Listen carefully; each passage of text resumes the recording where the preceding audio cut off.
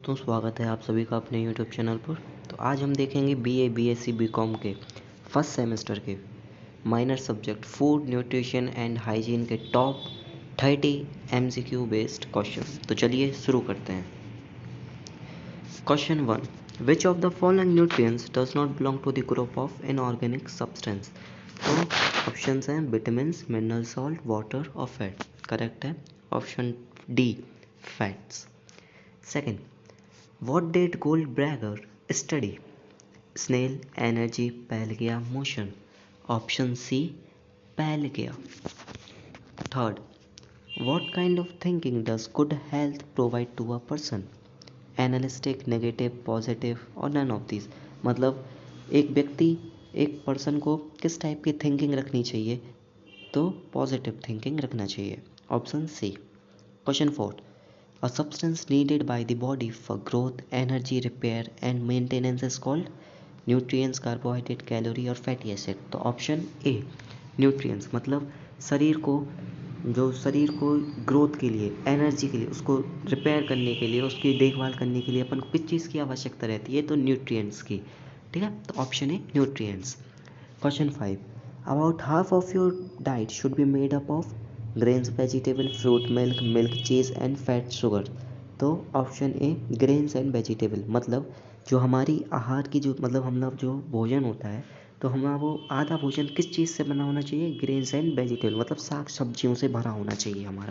हमारी जो खाने की थाली होती है उसे आधी वो साग सब्जियों से भरी होनी चाहिए। छठे पे चलते हैं। This is the science of food that includes the nutrients, their action, interaction and balance in relation to health and disease. Nutrition, nutrients, health, balance, right। तो ऑप्शन ए न्यूट्रिशन, मतलब क्या है, न्यूट्रिशन क्या है, एक साइंस है, फूड ऑफ साइंस है, जो nutrients, action, interaction, balance in relation to, मतलब जो हमारे न्यूट्रिएंट्स है, न्यूट्रिशंस वो हमारे हेल्थ और डिसीज़ से बचाते हैं, हमारी हेल्थ को अच्छी रखते हैं और डिसीज़ से बचाते हैं। ठीक है, 7 पे चलते हैं। Dash is defined as a state of balance between the individual and surrounding world including the environment. तो फिजिकल हेल्थ, स्पिरिचुअल, सोशल और मेंटल। तो ऑप्शन डी मेंटल हेल्थ, मतलब मेंटल हेल्थ क्या है हमारी, मतलब मानसिक स्वास्थ्य, मतलब जो हमारे अंदर है, मतलब इंक्लूडिंग इन्वायरमेंट, मतलब इंडिविजुअल एंड सराउंडिंग के वर्ल्ड, है ना, अपनी जो मानसिक हेल्थ है उसी को अपन कहेंगे mental health. Option D. Question 8, our body needs food for what. हमारे शरीर को भोजन की आवश्यकता क्यों पड़ती है। ऑप्शन है to build body, to give energy, to provide protection and all of this. तो ये सारे है ना, फूड अपने शरीर को फूड की आवश्यकता इसलिए तो पड़ती है जिससे हमारी बॉडी बन पाए, हमें एनर्जी मिले, हम स्वस्थ रहें, है ना। तो option D all of this. Question 9, how many litre of milk does mother body produce during lactation. आधा लीटर, 1 लीटर, 9 लीटर, 2 लीटर। तो करेक्ट है ऑप्शन ए आधा लीटर, मतलब जो हमारी मदर होती हैं वो लैक्टेशन के समय कितना दूध एक टाइम पे देती हैं, तो आधा लीटर। ठीक। 10th, dash means getting the most nutrients into the body so that it can be healthy as possible and perform efficiently.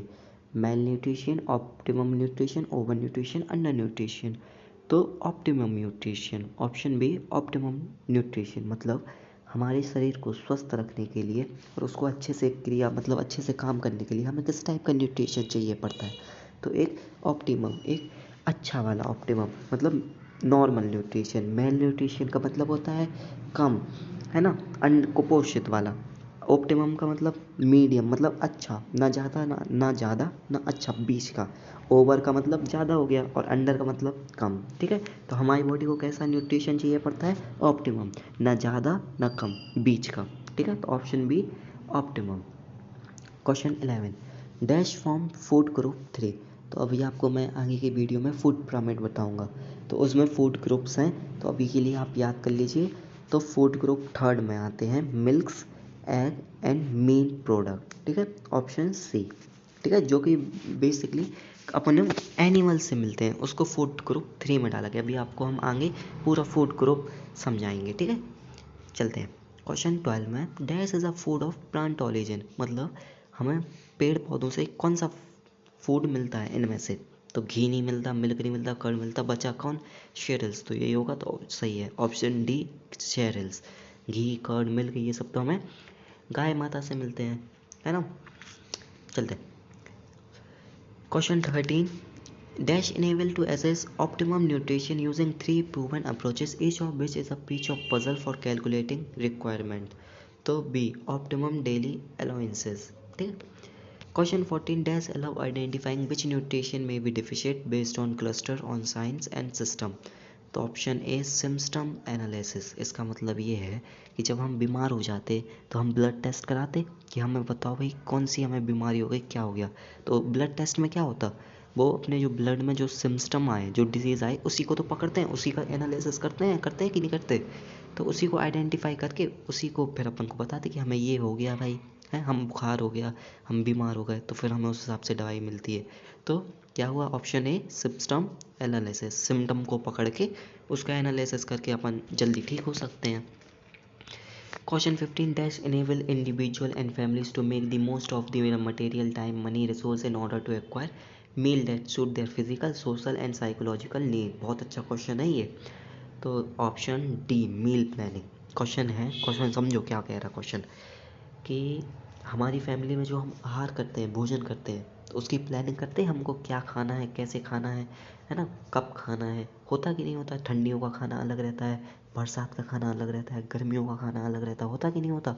ठीक इसी प्रकार अपन को मील प्लानिंग होती है, विंटर में अलग होती है कि विंटर में तुम ठंडा ठंडा खा रहे हो, गर्मी में एकदम गरम गरम खा रहे हैं, नहीं ना। गर्मियों में अलग रहता है, ठंडियों में अलग रहता है, बरसात का अलग रहता है। तो हर चीज़ की मील प्लानिंग होती है फिजिकल सोशल साइकोलॉजिकल नीड्स के अकॉर्डिंग, एज जेंडर, है ना, सब के अकॉर्डिंग, ठीक। तो ऑप्शन डी मील प्लानिंग। Question number 16 the diet in which a person has the ability to meet the daily needs of the body is called liquid diet। हमारी जो दिन भर के लिए, जो हमारी दिन भर की जो आवश्यकता नीड है, हमारी जो खान पान है, उसको हम क्या कहते हैं, लिक्विड डाइट। जैसे सभी लोग मिनिमम 2 टाइम तो खाते ही हैं, सुबह शाम, तो वो हमारी क्या है, लिक्विड डाइट है। अगर हम उसको नहीं खाएंगे तो हम अपनी जो नीड है हैं बॉडी की, उसको हम कंप्लीट कर पाएंगे, नहीं कर पाएंगे ना। तो ये हमारी लिक्विड डाइट है, ठीक है। तो basic basic regular ability to meet the daily, है ना, डेली से याद रखना, ठीक है, डेली नीड है अपन की बॉडी को, तो उसको क्या कहते हैं, लिक्विड डाइट, ठीक है। 17 का है an important function of food is also, अब क्या है, important function of food is also controlling the body temperature. अपना जो भोजन है उसका एक और मुख्य कर्तव्य क्या है, मुख्य इम्पॉर्टेंट फंक्शन क्या है, तो कंट्रोल ब्रिंग बॉडी टेम्परेचर, अपनी बॉडी की टेम्परेचर को कंट्रोल में रखना। न ज़्यादा, अगर क्योंकि ज़्यादा बढ़ जाएगा तो बीमार हो जाएंगे, और कम हो गया तो बीमार हो जाएंगे। तो अपने जो भोजन होती है उसकी एक इम्पॉर्टेंट फंक्शन होता है कंट्रोलिंग बॉडी टेम्परेचर। ऑप्शन भी ध्यान रखना, पढ़ रहे कि नहीं। हाँ। 18 component of balance diet. Balance diet, अब आपको कंपोनेंट ऑफ बैलेंस डाइट बता दूं पहले। पोषक तत्व बैलेंस डाइट के मेनली 6 होते हैं। कितने होते हैं, 6। 6 कंपोनेंट होते हैं, पहले सुन लो। पहला होता है कार्बोहाइड्रेट, ध्यान से सुनो। दूसरा होता है प्रोटीन, फिर होता है फैट्स, और फिर होता है विटामिन और मिनरल्स और वाटर। कितने होते हैं, 6। तो इनमें क्या क्या दिया, कैलोरी, ठीक है, प्रोटीन, ठीक है, मिनरल विटामिन, ठीक है। तो ये option D all of them. ध्यान रखो, ध्यान से पढ़ो, और 100 में से 100 लगाना, ठीक है। 19 विच of the following has an effect on balance diet. देखो मैंने पहले ही बताया था, सबकी अलग अलग बैलेंस डाइट होती है, gender, age, physical exertion, all of this. तो डी ऑप्शन डी। छोटा बच्चा होता पैदा, उसको एकदम खाना नहीं खिलाते, उसकी अलग डाइट होती है। जो छोटे बच्चे होते हैं उनकी अलग रहती है, जैसे अपन है, अपन की अलग है। बूढ़े बुढ़ापे रहते हैं, उनकी अलग रहती है, सबकी अलग अलग रहती है, जेंडर, एज, फिजिकल एक्सेक्शन की जगह से।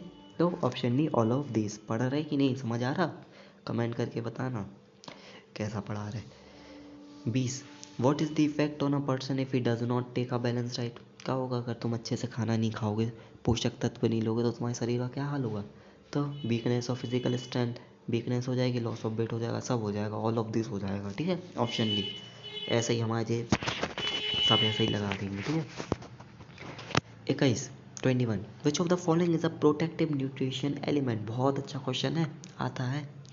तो option C minerals and vitamin, हमारे शरीर को बचा के, जो बीमारी होती है उसको बचा के कौन रखता है? Minerals and vitamin. पढ़ लो ध्यान से। 22 what is need for work, हमारे काम करने के लिए हमें किस चीज़ की आवश्यकता रहती है? तो सबसे ज़रूरी होती है एनर्जी, ऑप्शन सी एनर्जी। समझ आ रहा? Question number 23 what is a balance diet for each person? तो लेस ऑप्शन है, ठीक है। 24 the purpose of nutrition and diet science is to provide health and efficiency. ये सब तुम जो पढ़ रहे हैं इसका मुख्य उद्देश्य क्या है? तुम्हारे जो स्वास्थ्य है वो स्वस्थ रहे और तुम अच्छे से काम कर पाओ, तो प्रोवाइड हेल्थ एंड एफिशिएंसी। ठीक। चलो question number 25 malnutrition is responsible for poverty। malnutrition कुपोषित हो जाते किस लिए, किस वजह से हो जाते? अच्छे से खान पान नहीं मिलना, पॉवर्टी गरीबी होना, एडल्ट्रेशन और लिटरेसी। तो ऑल ऑफ दिस, ठीक है। malnutrition can be treated by, अब इसको कैसे सुधार सकते हैं अपन? बैलेंस डाइट के तहत। तो ऑप्शन ए बैलेंस डाइट, अगर हम अच्छे से खाना खाएंगे, पोषक तत्व लेंगे, है ना, तो हमारे जो कुपोषित है वो भी सुपोषित हो सकता है, अच्छा बन सकता है, तो using balance diet. 27 nutrition is the combined process by which N living organism takes in and uses substance necessary for the maintenance, function and growth of body. This definition is टर्नल्स। जे ऐसे क्वेश्चन कब हो नहीं आता। हाँ फिर भी देख लो, टर्नल्स से आते ही नहीं है, तुम क्या चिंता कर रहे है ना। 28 mail nutrition is caused by, कुपोषण किस वजह से होता है? तो रिच फूड। मेल